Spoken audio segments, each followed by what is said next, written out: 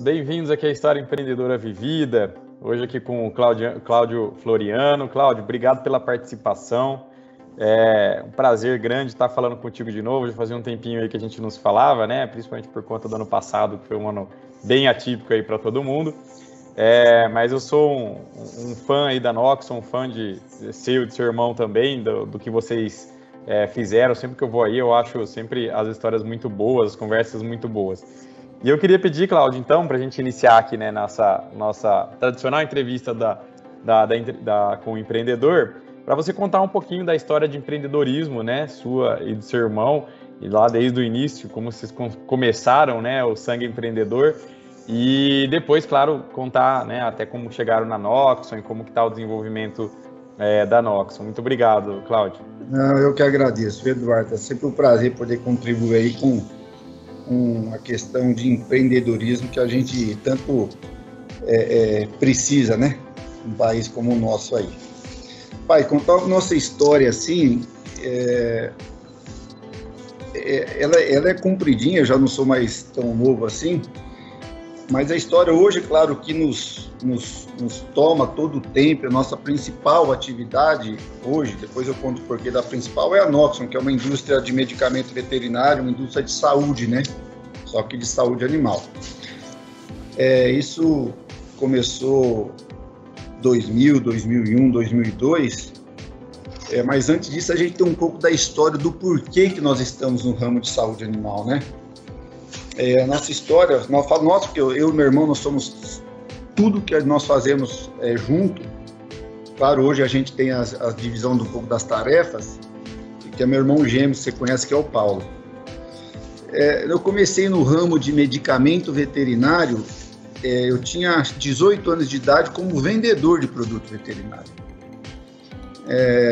Eu venho de uma família relativamente muito simples, não tive condições sempre estudei em escola do estado, por exemplo, e eu vi uma oportunidade de uma empresa que existia, de um parente distante meu, que tinha uma indústria de medicamento muito pequena ainda, que atuava no ramo de telemarketing.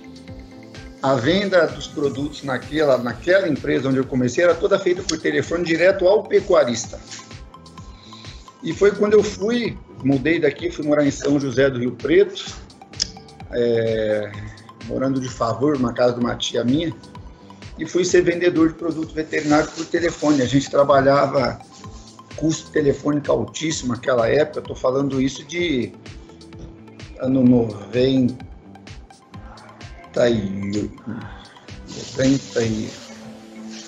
91, eu tinha 18 anos de idade. Vocês são de Ribeirão Preto? Eu sou natural de São Paulo, mas eu vim aqui para a região de Ribeirão, em Cravinhos, que é onde meu pai resolveu criar a gente, com 4 anos de idade. Tá. Fui criado em Cravinhos. Hoje eu moro em Ribeirão, uma questão até por causa de filho, escola, aquela coisa toda, fica mais fácil vir para cá todos os dias do que deslocar filho para Ribeirão, né? Uhum. Mas Cravinhos é um bairro, né, cara? Muito fácil. Muito perto. Aí eu comecei vendendo produto veterinário, uma dificuldade danada, não sabia nem que gado lambia sal, talvez uma informação que vocês também não saibam, né, quem é do ramo. Essa eu sabia. Lambe sal, o gado lambe sal. Eu não sabia nada, absolutamente nada. E de vendedor nessa empresa, com 2 anos depois de vendedor nessa empresa, eu já estava gerenciando uma equipe interna, uma equipe comercial, sempre muito curioso, talvez a minha maior virtude, eu falo sempre, são 2. A curiosidade é uma importante, e uma virtude é a teimosia, que também passa a ser um defeito, né? Que a gente é teimoso demais, persistente demais, isso é muito importante, é muito bom que seja, mas algumas vezes está dividido entre o que é bom e o que é ruim ser muito teimoso. Mas eu acho que na grande maioria me ajudou muito, essa minha teimosia, que a gente hoje fala na resiliência, né? Persistência. Bom, eu volto lá e com 2 anos e meio nessa empresa, que eu já estava gerenciando uma equipe comercial, eu sempre tive isso, talvez meu pai plantou na minha cabeça quando muito jovem, e na época a gente falava de ter uma firma, uma empresa, né? A gente fala, meu pai, você tem que ter uma firma um dia. Meu pai é muito simples, muito... Talvez tenha... Faleceu agora esse ano, mas talvez tenha até o 4º ano do primário. Mas eu sempre tive aquilo na cabeça que eu ia ter uma firma, uma empresa.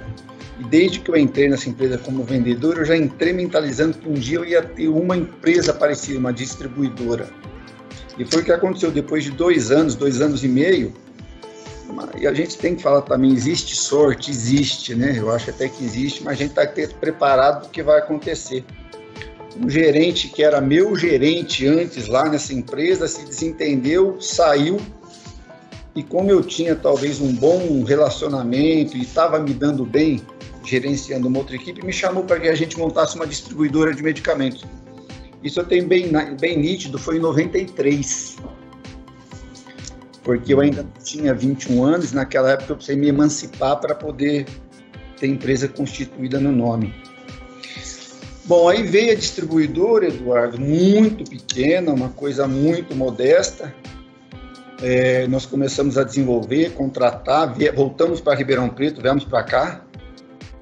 Essa questão que teve esse problema, quis sair lá de São José do Rio Preto.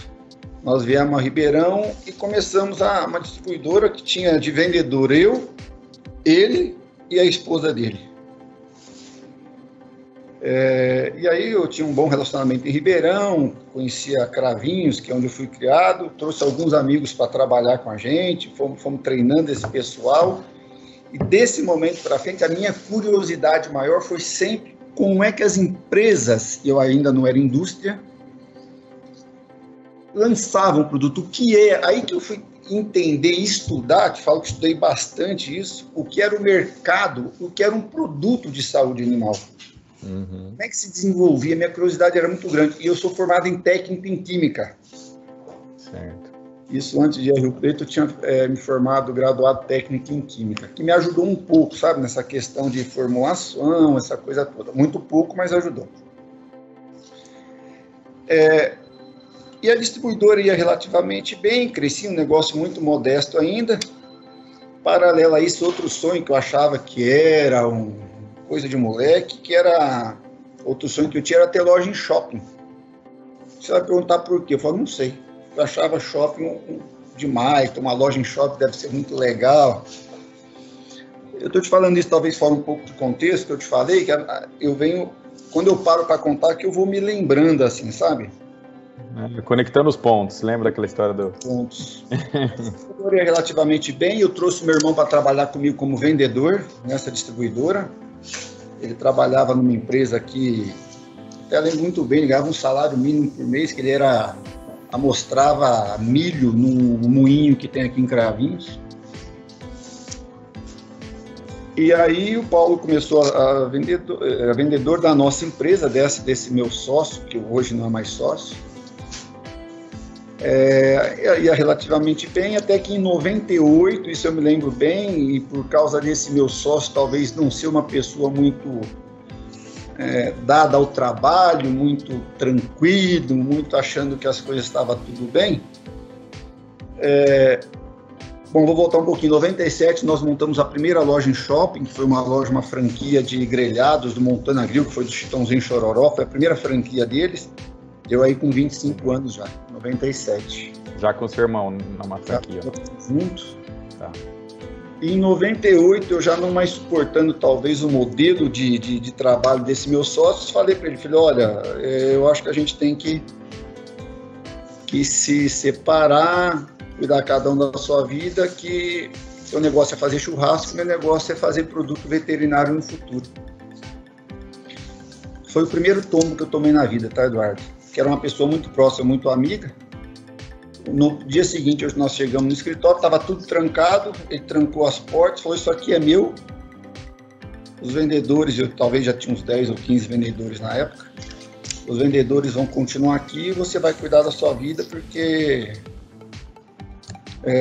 não acho justo a gente dividir. É um direito seu, não é direito seu me roubar. Naquele momento, eu acho que talvez foi um ponto muito importante, que eu chamei meu irmão, que era meu funcionário, e disse, Paulinho, Paulo, né? Paulinho, nós vamos cuidar da vida sozinho, vem ser meu sócio, eu vou montar uma nova distribuidora, você vem ser meu sócio em tudo. Mas como assim? Não, ser meu sócio em tudo, vamos tocar a vida junto. Acho que isso foi importante. Foi importante o conhecimento, foi importante o primeiro tombo, e foi importante porque dali para frente nós demos as mãos e seguimos a vida junto, sabe? E aí não mais como dono e funcionário, e sim como sócios. Isso em 98, me lembro bem o ano. E quando nós assumimos a responsabilidade de montar uma nova distribuidora, grande parte da equipe comercial não quis mais trabalhar com esse sócio, veio trabalhar com a gente em 98, e aí 2 anos depois disso, tendo em vista o mercado, e eu já entendendo um pouco mais do mercado de saúde animal, sempre muito curioso, lendo muito, buscando muita informação, e não tenho vergonha nenhuma de falar, tendo como espelho talvez a Ouro Fino, que era uma empresa aqui na nossa região. Mas, cara, nós vamos precisar uma hora ter uma indústria, nem que seja pequena, para ter um produto nosso com a nossa marca, porque parar de comprar produto dos outros e revender. Um produto eu vendo, eu compro de um laboratório como uma MSD, ou uma Pfizer da vida, né? Hoje, Zoetis. Eu vendo esse produto, mas tem outra pessoa vendendo também. Eu tenho uma concorrência de produto. Então surgiu a ideia de montar uma pequena indústria de medicamento, naquela época muito menos regulamentada que hoje, muito menos pesada como a gente tem hoje, que a gente sabe que está muito mais difícil a saúde animal do que a saúde humana, que quem regulamenta é o Ministério da Agricultura e a Anvisa, que tem regulamentos claros, sabe? Aí nós somos, então tá, vamos construir uma indústria pequena, a gente registra, naquela época tinha a legislação permitir, a gente registra um único produto lá e o resto a gente usa terceiros para fabricar, que é permitido. E aí nós tínhamos comprado uma área aqui em Cravinhos já, não pensando nisso, mas para investimento, que hoje é onde nós temos a sede da Noxon aqui. Nós fizemos uma área pequenininha aqui, como a gente não queria muito trabalho, a gente tinha loja, a gente tinha loja em shopping já, a gente tinha distribuidora, eu contratei uma indicação de uma amiga que tinha construído uma casa, olha a minha inocência, né, que eu falo. O cara veio aqui, construiu, na primeira chuva que deu, derrubou a fábrica inteira. Tinha sido tudo mal construída, talvez foi isso que nós levamos. Mas que, do mesmo jeito que aquela separação com o meu sócio foi muito importante, que nós demos a mão, eu e o Paulo, e tocamos a vida junto. Nesse segundo momento, quando a fábrica caiu, literalmente desabou quase que toda, nós repensamos no negócio de uma maneira, vamos fazer uma empresa, mesmo que menor, mas que a gente fabrique mais que um produto veterinário. Tem uma linha de injetável, por exemplo, que é uma linha muito técnica de medicamento injetável. E nós já reformamos a fábrica, nem tinha sido construída, para que a gente pudesse fabricar uma linha de injetáveis. E isso foi importante para a gente ter o domínio dos medicamentos também injetáveis, são mais técnicos, mais complexos de fabricar. E de lá para cá, Eduardo, talvez dessa primeira ampliação de fábrica, já fizemos umas 4 ou 5 ou 6, vamos entrar numa outra etapa agora. O nosso projeto como indústria de saúde animal sempre foi e sempre vai ser a inovação. Te falo que hoje nós temos, claro, vários técnicos aqui, farmacêuticos, biólogos, veterinários, pesquisadores, químicos. E hoje a gente tem uma equipe que cuida disso, mas que tudo isso foi feito com o conhecimento que nós obtivemos de estudar, de ir atrás, de entender, de se aproximar da Universidade Federal Rural do Rio de Janeiro, que tinha um professor químico lá muito entendido do assunto, que nos ajudou no começo. As primeiras formulações dos produtos, os primeiros produtos veterinários, quem desenvolveu a formulação aqui dentro fomos nós. Estou dizendo eu ia para dentro de um laboratório e a gente começava a formular, igual o professor maluquinho, hein? Professor Pardal.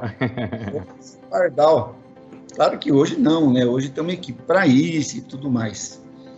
Então, eu te digo isso porque o desenvolvimento de novos produtos no nosso conceito, isso desde quando a Noxon nasceu, foi muito importante para imprimir uma velocidade de crescimento. E isso nos ensinou muito.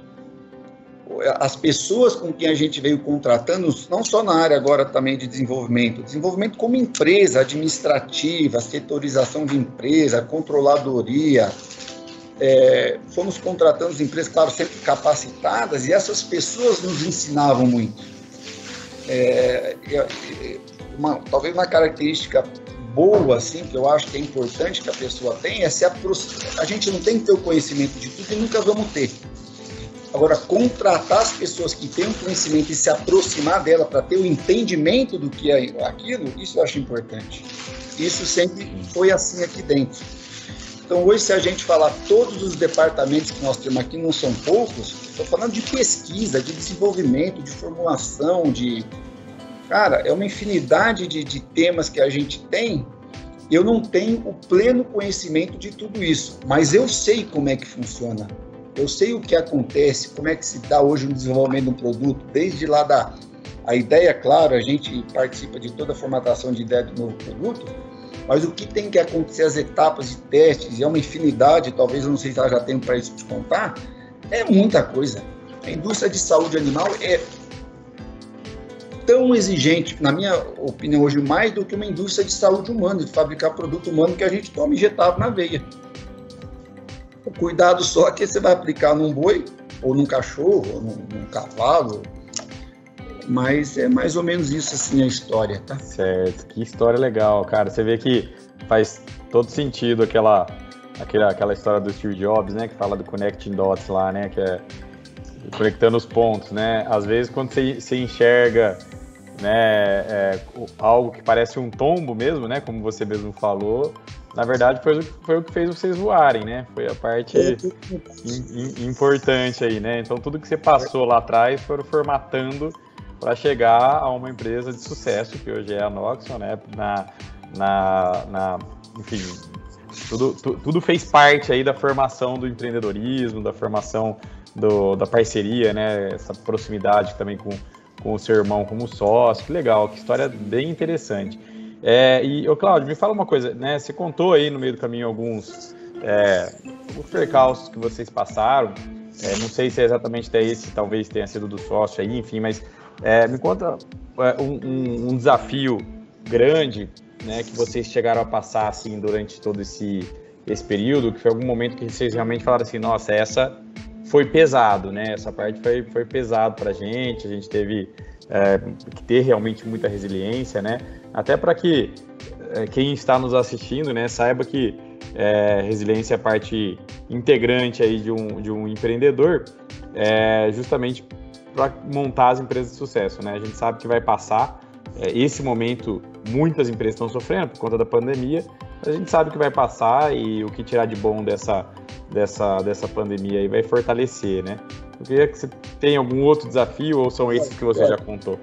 Eu vou te contar, por exemplo, um grande desafio que nós passamos. Eu te contei, claro, o agro foi nosso setor é o agro, passou meio paralelo, não sentiu muito a questão da pandemia.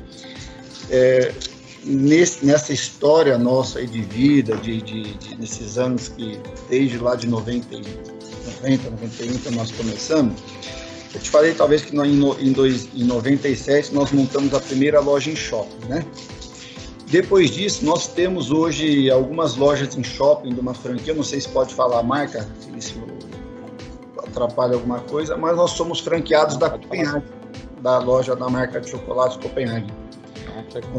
Nós temos 8 lojas hoje. Legal, bom saber, eu tomo muito café lá, próximo já vou pedir um descontinho lá da parceria. Já serve de propaganda aí para tudo. Eduardo, e isso hoje nós nos dividimos. Meu irmão hoje ele não tem atividade, por exemplo, nenhuma na Noxon, ele está aqui todos os dias comigo, acompanha, a gente toma as decisões, assim, pensadas, mas ele não, a Noxon para ele nunca foi ele nunca trabalhou com relação ao desenvolvimento da Noxon. Me ajudou muito, me ajuda, aconselha, mas paralelo a isso, nos últimos anos, nós estamos desenvolvendo uma atividade que é logística em shopping. Lembra que eu te contei que meu sonho era ter uma loja em shopping, lá no começo?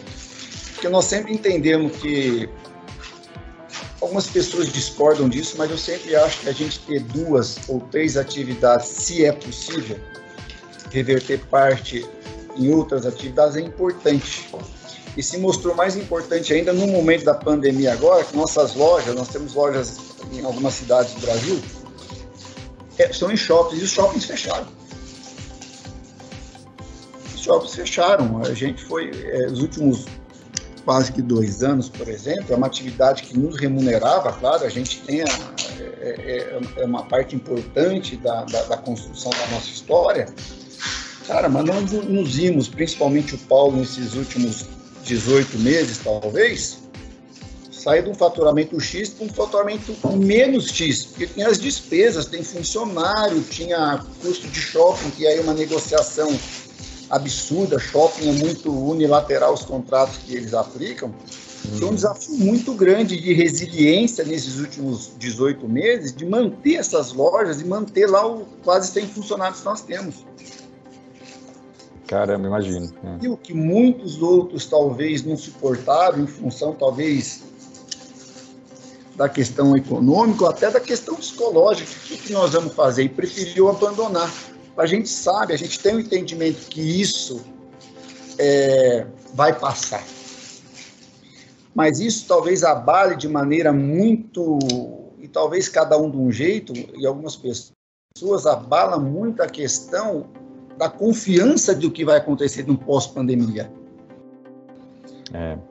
No nosso ramo, eu te falo os desafios que nós tivemos. A Noxon é uma empresa que impõe a você desafios diários. Diariamente, a gente tem novas legislação te imprimindo mudança, exigindo qualidade, exigindo contratação, criação, modernização de empresa. A Noxon é uma exigência diária que faz parte, a gente já absorveu que é desse jeito.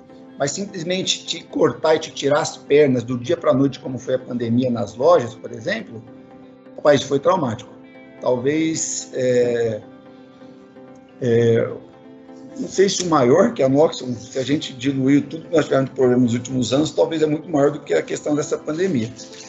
Mas isso para a gente foi um desafio agora de tentar, de se organizar, de renegociar com o shopping, renegociar com o funcionário, buscar esses apoios que o governo teve com relação aos funcionários, está constantemente em busca desse monte de benefícios, claro que vão pagar lá na frente, mas para manter o negócio em pé, para esperar uma retomada. Isso foi parte assim, do que o Paulo toca hoje em dia, que são a questão das lojas, né? Das lojas em shopping. Da noite para o dia, nós temos uma só loja que não é em shopping. Cara, fechou tudo. Fechou tudo. Deve ter sido... O que você faz com isso? Manda embora, recontrata, fecha as portas, faz... Estamos ainda nesse desafio, né? Que os shoppings, até voltar a uma atividade de fluxo que a gente tinha, a gente acredita que ainda vão, talvez, uns 2 anos. Então, você vê, mas a importância, né, de você ter feito, de alguma forma, um pensamento estratégico de tá diversificado, né? Porque se não fosse a Noxon, você estaria numa situação bem pior, né? Porque a Noxon foi um pouco mais imune nesse sentido, a crise.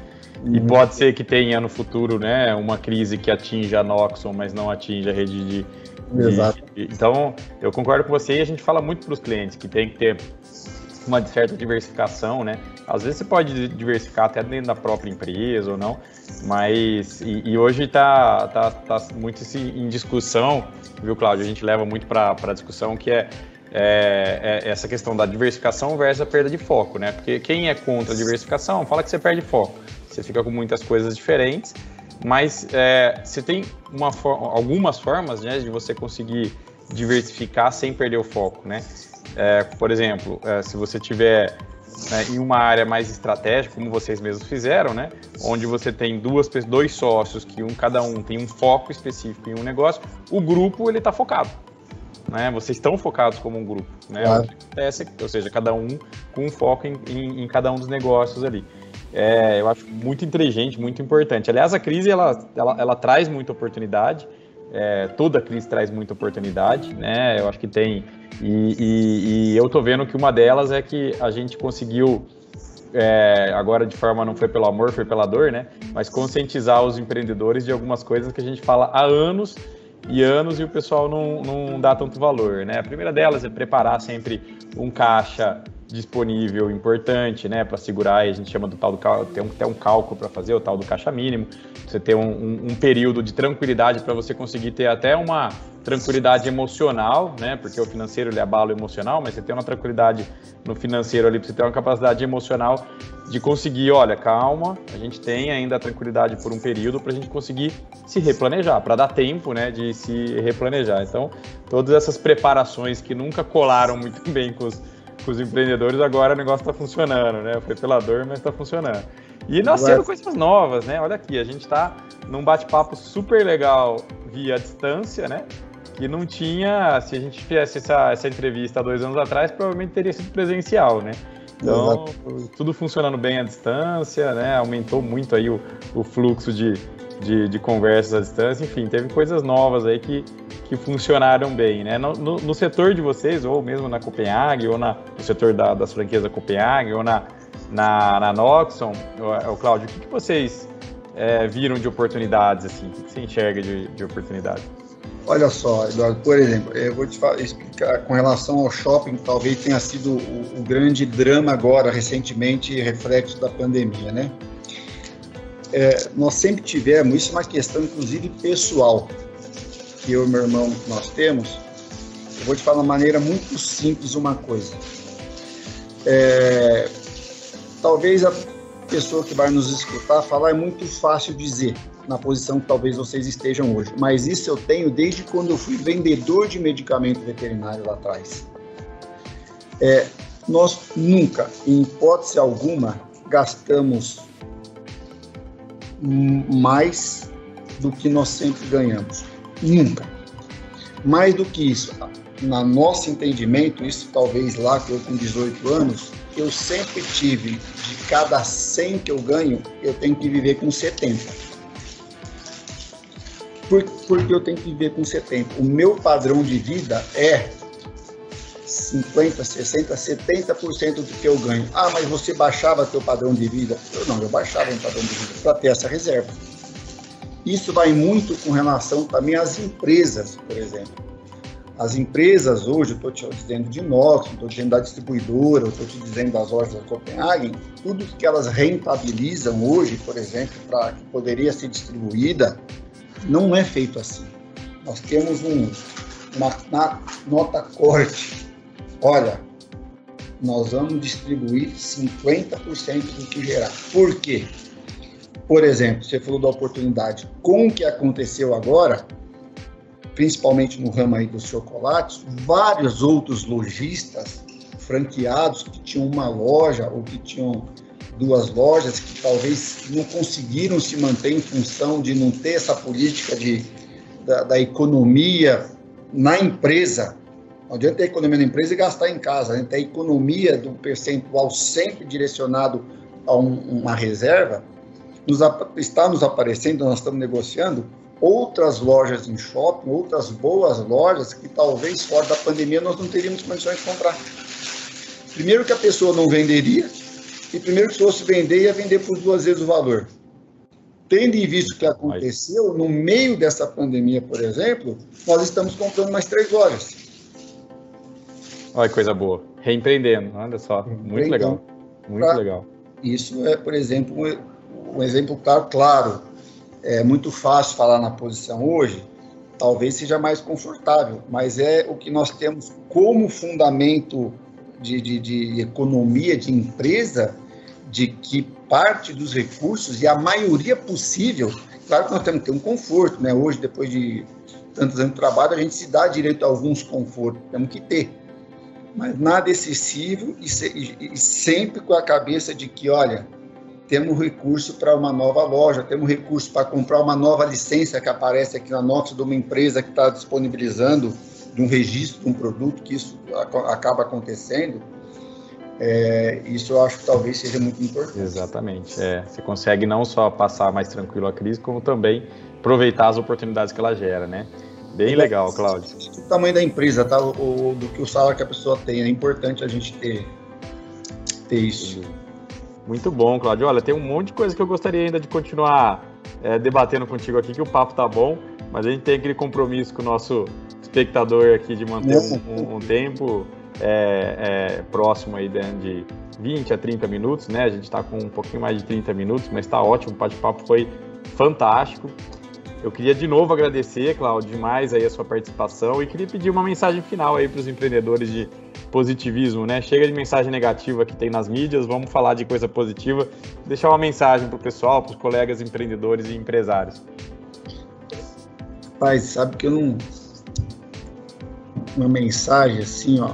Bom, primeiro que a pandemia vai passar. E acho até que vai ser uma oportunidade que a gente vai imprimir uma taxa de crescimento aí muito acima do que normalmente se teria. Mas, e a teimosia talvez seja algo importante. Claro que a gente tem que saber balancear isso, mas talvez assim, a teimosia, a resiliência e conhecer bastante o que a gente faz, a curiosidade é muito importante. Talvez isso de maneira bem sucinta, assim, o que nos trouxe aqui até hoje.